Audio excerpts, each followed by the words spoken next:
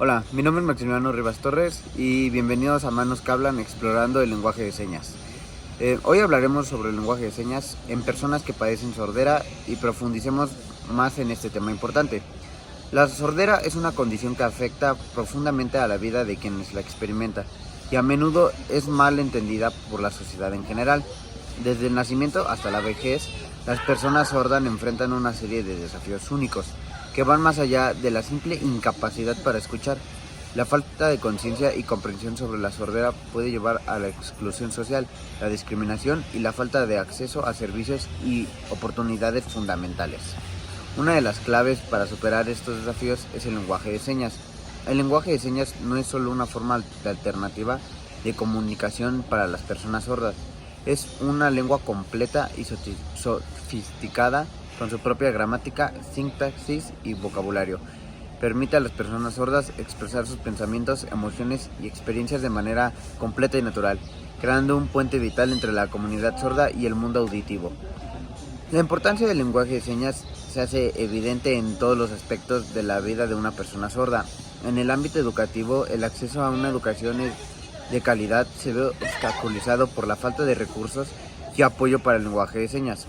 Los niños sordos enfrentan barreras significativas para acceder a la información y participar plenamente en el aula, lo que puede tener un impacto duradero en su desarrollo académico y social.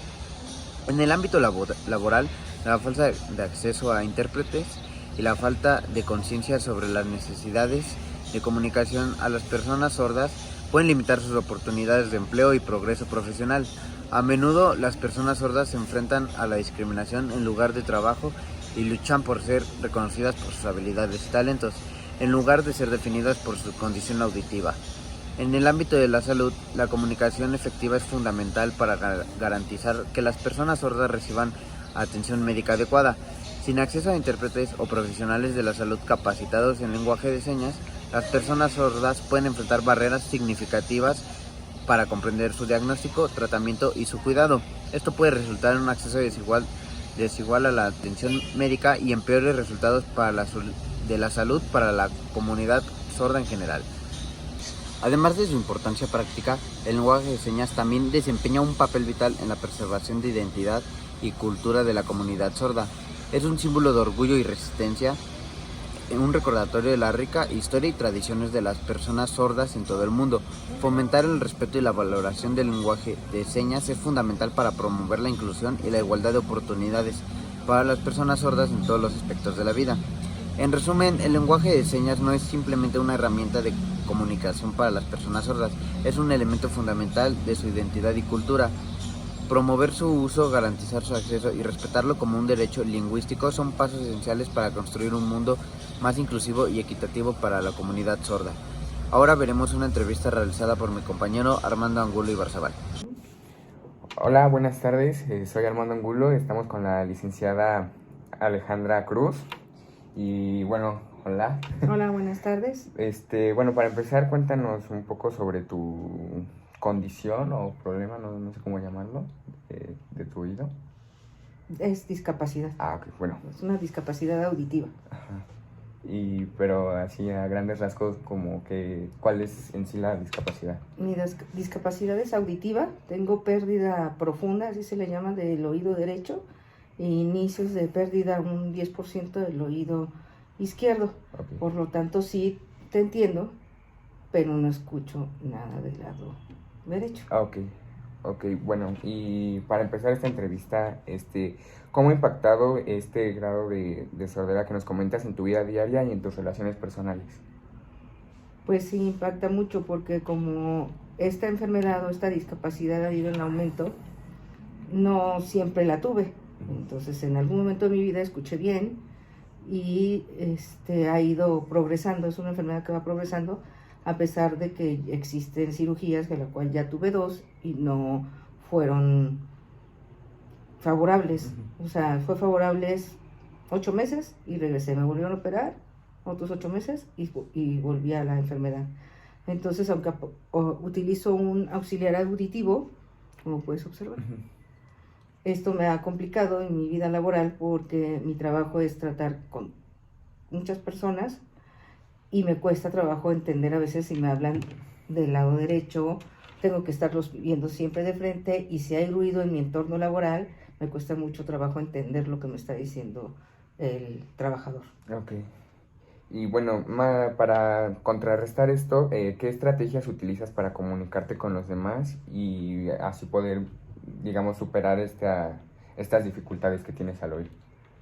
Pues mi mecanismo, como si escucho del lado izquierdo, pues trato de enfocarme en que la gente, o si me siento junto a alguien, trato de estar o así enfrente como te tengo a ti, para poderte ver los labios y escuchar con si tú te sientas de mi lado derecho, va a ser muy difícil que yo te entienda. Entonces lo que tengo que hacer cuando estás de mi lado derecho es acercarme y voltearme así para que te pueda escuchar. Muchas personas me jalan y me dicen exactamente, me quieren hablar del lado que es el que está con la discapacidad y no, o sea, no escucho absolutamente nada, entonces me tengo que voltear para escucharlos.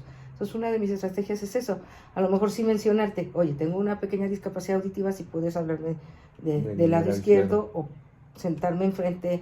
Hay personas a las que pues ni siquiera les interesa o yo no tengo la necesidad de decirles de mi discapacidad, o sea, no andas por la vida diciéndoles a todo mundo tengo una discapacidad auditiva, simplemente si voy con un grupo de personas que no conozco, trato de sentarme así y muchas veces, a veces, valga la redundancia, no notan que tengo la discapacidad cuando estamos así.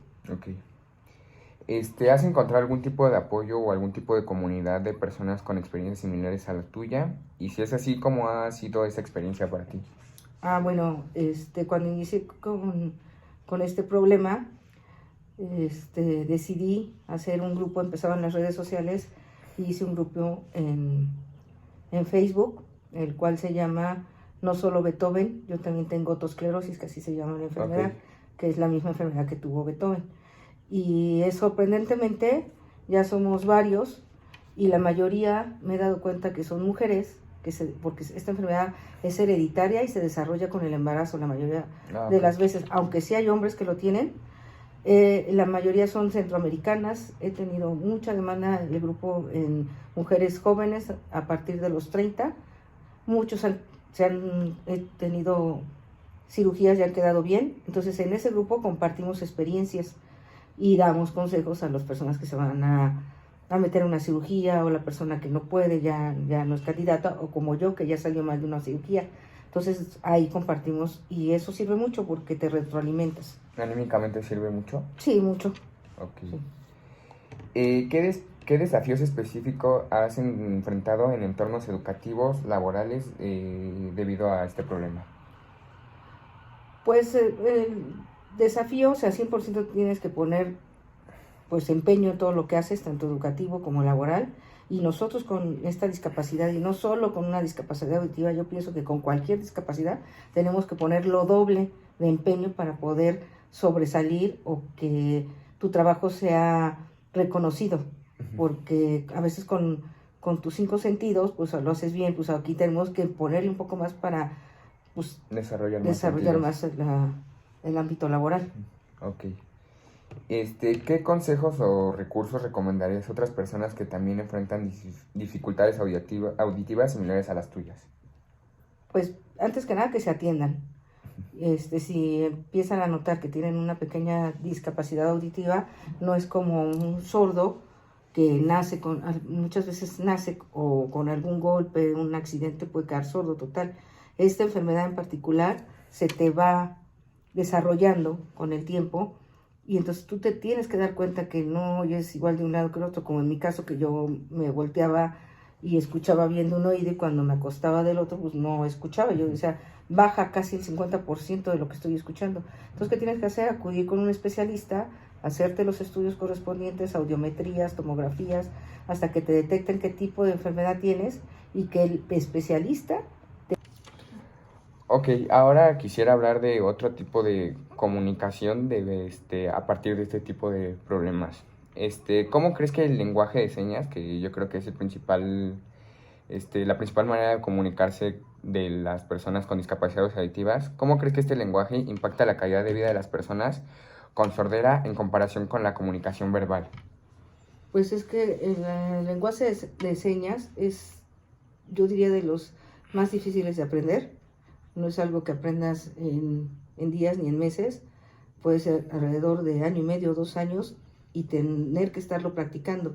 En México no tenemos la cultura de que la gente estudie, ¿no? Yo siento que debería ser parte de nuestra educación, porque hay muchas personas, o habemos muchas personas con esta discapacidad, y sería un gran apoyo que todo el mundo pudiéramos entenderlas sin necesidad de estar, a veces hasta le damos la vuelta a alguien que no puede escuchar bien, ¿no? Porque no sabemos cómo darnos a entender. La mayoría de la gente grita y te habla así como si estuvieras a lo mejor enojado o algo. Entonces no es eso. Yo creo que el lenguaje de señas sería una forma de apoyar la sociedad a las personas con discapacidad auditiva.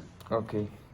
¿Qué ventajas crees que ofrece el lenguaje de señas en términos de expresión, comprensión para las personas con este tipo de problemas? Pues como decía, es que es muy difícil. Entonces todos tendríamos que entender el lenguaje de señas. No sirve que la persona con la discapacidad auditiva lo sepa si su entorno no lo sabe.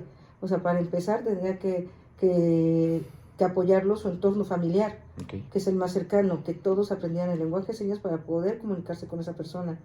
En alguna ocasión hubo un comercial muy bonito que se trataba de una persona con una discapacidad auditiva y que desde que se levantaba el hermano se comunicó con él porque se comunicaba con él con lenguaje de señas, y al bajar la persona del elevador se comunicó con él con lenguaje de señas, el del taxi se comunicó con él con lenguaje de señas. Él iba, bueno, feliz porque sorprendido, nunca había pasado eso.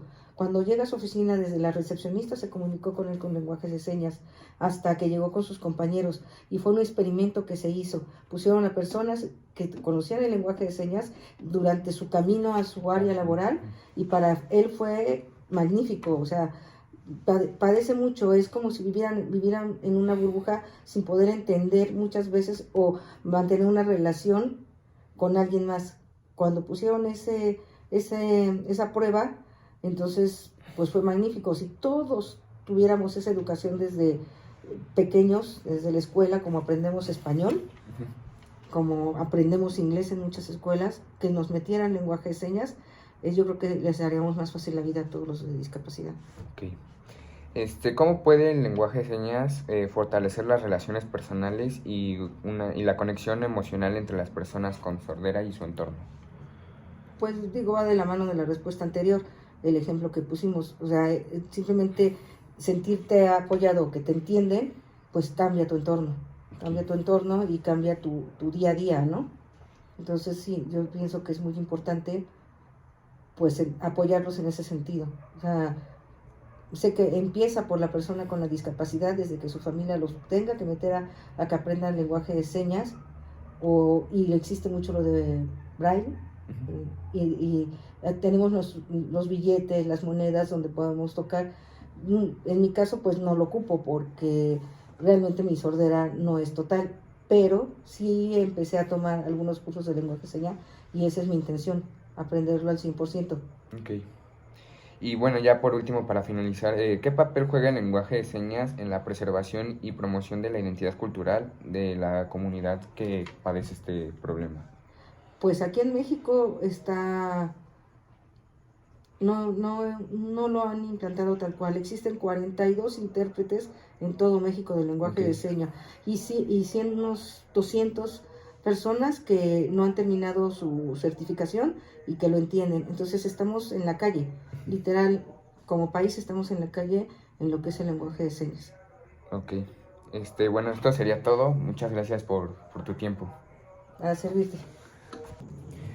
Buenas noches, estamos ahora con Ricardo Cházaro, familiar de Alejandra Cruz. Buenas noches, Ricardo. Buenas noches, Armando.